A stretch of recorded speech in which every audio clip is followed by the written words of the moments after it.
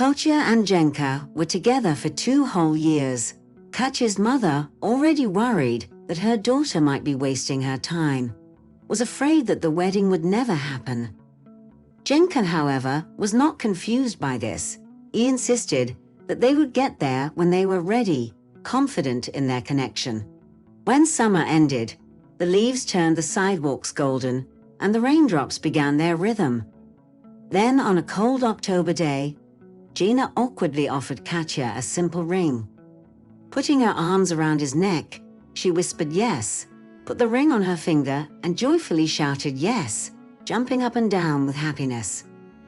The next day, they nervously submitted documents to the registry office, setting the wedding date for mid-December.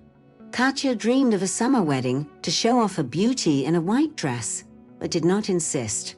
She was afraid that he might put it off again, or worse, change his mind. Her love for him outweighed her desire to spend a certain time of the year. On their wedding day, a fierce snowstorm broke out. The wind ruffled Katya's carefully coiffed hair, and her dress fluttered like a bell, as if a gust of wind could carry her away. Nevertheless, on the porch, Gina picked up his beaming bride in his arms and carried her to the car. Even the storm or her tousled hair couldn't dampen their joy. At first, Katya basked in the rays of love and happiness, confident that it would last forever. Of course, from time to time, there were quarrels between the young couple, but after dark, they always reconciled, and their love grew stronger. A year later, Dennis was born, who brought boundless joy to the young family. The boy grew up calm and quick-witted, much to the delight of his parents. However, like many men, Jenna did not really help his son. He did not dare to take the child in his arms, fearing Dennis's tears, and left Katya to take care of him. "You're doing well. I will play football with him when he grows up. I'll provide for both of you better," Jen assured, although his salary was barely enough for 3. As Dennis grew up and Katya returned to work, financial difficulties arose. Saving money for a mortgage seemed impossible, which led to quarrels and accusations of habitual spending. The ease with which they once shared has disappeared. "I've had enough. You work and work, and we're still fighting. Are you wasting our money?" Jenna snapped one day. "You're the one who chews all the time," Katya retorted. "Just look at how big your tummy has grown." "You don't like my tummy? You know, you've changed too. I married a graceful butterfly, and now you've turned into a caterpillar." They argued furiously. Katya, with tears on her eyelashes, escorted Dennis to kindergarten. On the way back, amid her son's chatter, it suddenly dawned on her. She couldn't lose Gina. She decided to go home, hug him, ask for forgiveness. Of course, Gina would have returned her kiss as before, and everything would have been the same. Lovers, after all, often quarrel. It's part of the dance. Inspired, Katya hurried, and Dennis tried his best to keep up. However, when they returned home, they were greeted by silence and darkness. Gina's jacket was not hanging on a hook, and his shoes were missing. "He'll cool down and come back," Katya reassured herself as she started frying potatoes with bacon, her husband's favorite dish. But Jenna never returned and did not answer the phone. Exhausted by insomnia and anxious thoughts, Katya took Dennis to kindergarten the next morning before heading to work. At lunchtime, she pretended to be sick in order to leave early, but instead of going home, she went to Jenna's place to work. Katya entered his office, mentally repeating the rehearsed words, and opened the door. Gina was standing with his back to her, kissing another woman. The woman's manicured hands contrasted with Jenna's dark jacket, like splayed maple leaves. Suddenly, the woman's eyes met Katya's, but she didn't make the slightest move to pull away from Gina. Instead, she clung to him even tighter, her hands still on his back. Katya rushed out of the office, as if haunted by ghosts. She walked down the street, bumping into passers-by, her eyes clouded with tears. Her feet led her to her mother's house. "Mom, why is he treating me like this?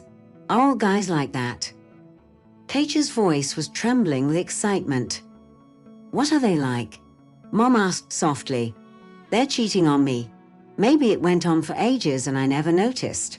Can everything really change so suddenly? I don't know, honey. When you are in love, it seems that the whole world is concentrated in one person. Therefore, when we are betrayed, it seems that the whole world, all men, are traitors, Mom sighed. But don't worry, he'll be back. And if not? Katya's breath caught in her throat. Over time, the pain will subside. Think about your son, and if he doesn't come back, maybe it's for the best. You are young, you will find happiness again. You've never met him. How do you know? I was just afraid that it might happen to someone else. And you were already big, I was worried about you. Besides, your son needs a father. Calming down a little from her mother's words, Katya took her son out of the garden. Mom, let's play, her son asked her as soon as they were indoors. Leave me alone, Katya cut her off sharply. I don't like it when you say that. Her son's voice faltered, and he quietly retreated. Gina returned home when Katya was putting Dennis to bed, and his suitcase was already in his hands. Where are you going? Katya asked, although she already knew the answer. I'm leaving you. I've had enough. I'm tired of arguing, of this cramped apartment, tired of looking at you. Jean splashed out his words with nervous energy, avoiding her gaze.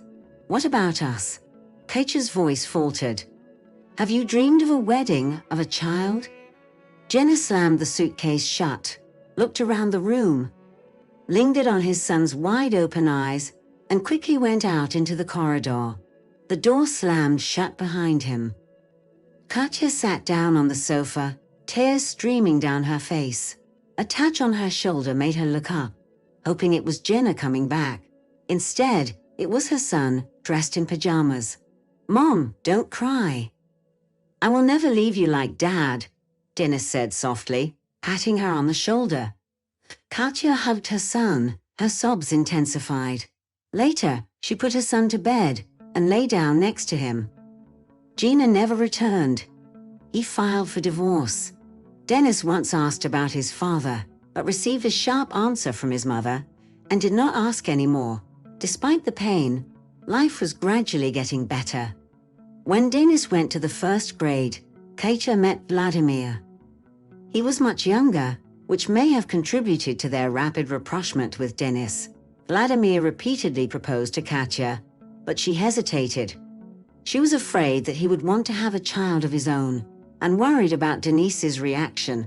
Besides, she was worried about the age difference. Sooner or later, Vladimir could find someone younger, leaving her alone with 2 children.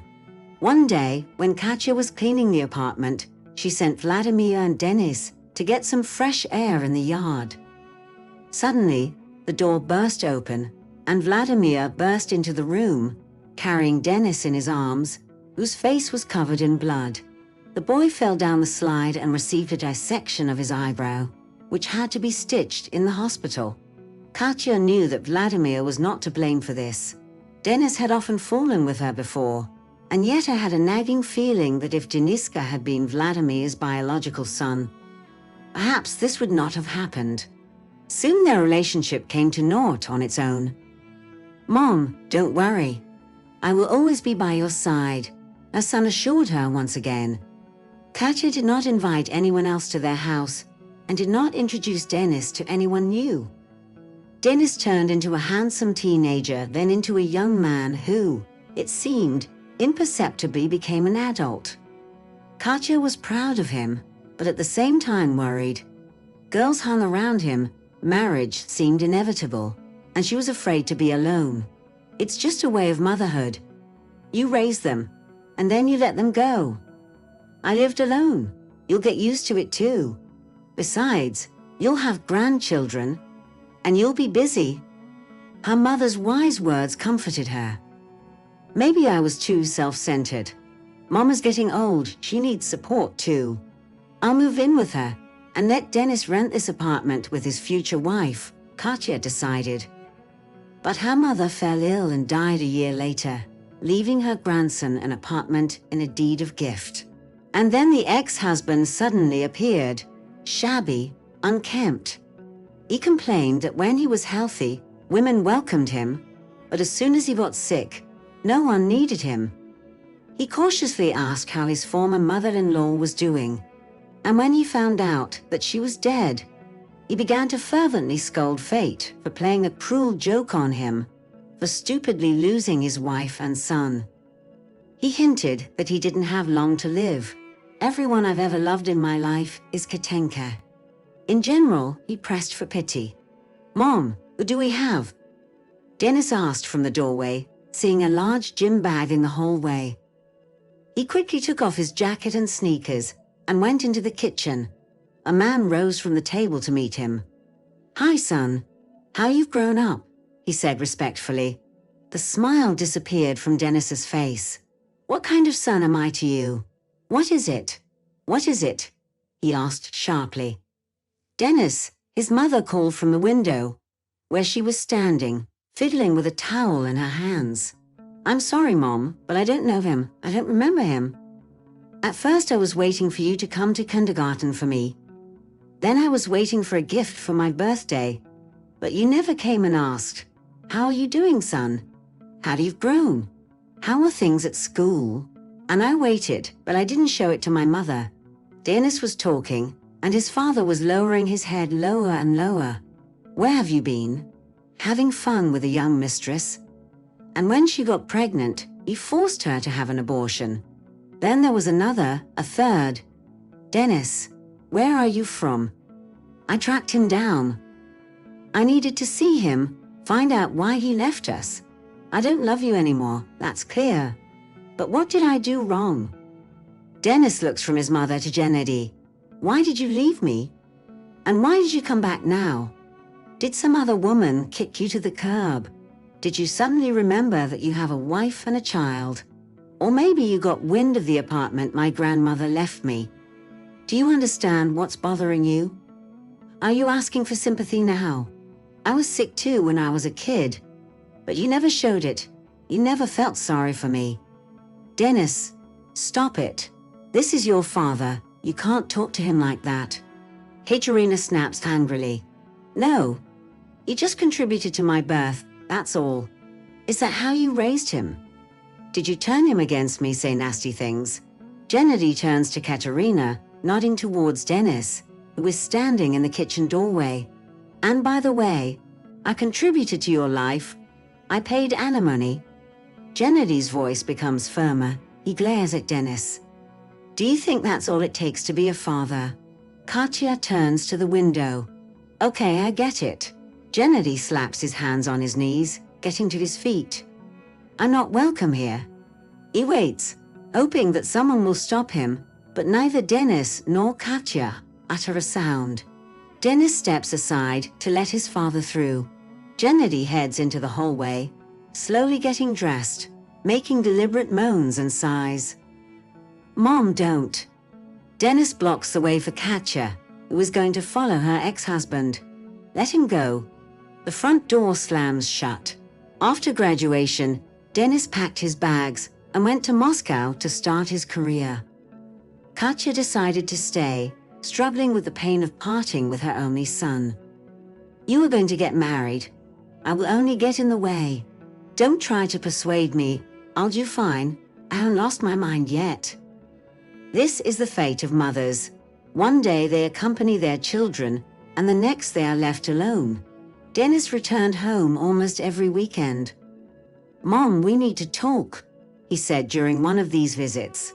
If you're going to try to convince me to join you again, don't bother. It's useless, she snapped. I'm going to get married, Dennis exploded. Katya was both excited and excited at the same time. She had been waiting for this news, but she was still not quite ready for it. Who is this lucky girl? Are you working together?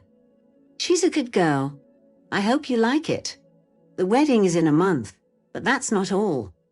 Is she expecting a baby? Katya guessed. No, we are thinking about children, but not now. That's not what I wanted to tell you. Grandma's old house is mine, right? Yes, of course. Are you planning to move in with your wife? No, I want to sell it. Katya was horrified. Hold your horses. There is a vacant studio apartment in the next house. I've made a deposit and I want to buy it for you. But I don't have the whole amount. You'll be there, but you won't be there. How do you like it? And this apartment can be rented out. If you ever want to come back, you will always have a place here. Dennis. Tears welled up in Katerina's eyes. Don't cry, Mom. No need for tears. I promised you I wouldn't leave you. Everything happened so fast, like in a whirlwind. And so Katerina and her son were heading to Moscow. The area turned out to be quieter than the bustling center of the capital. Dennis opened the apartment door and motioned for his mother to come inside. She looked around the spacious kitchen, pulled herself together and gasped. And my apartment is very close. When you get settled, come, and I'll introduce you to my future wife. There will be no problems with work either. There is a clinic nearby where additional workers are always needed. What do you think? What are you doing, son? I cannot imagine such a thing. Katerina's voice trembled with excitement. Usually children forget their parents, but you? Why am I so happy? You deserve it, Mom. With what? I didn't do anything wrong. You raised me. What more can I ask for? You are a real gentleman. Now I can be calm. Your bride is a lucky girl. Stay with us longer, Mom. You still have to pamper your grandchildren. By blessing a woman with a son, God gives her a chance to raise a real man capable not only of pleasant words, but also of meaningful actions.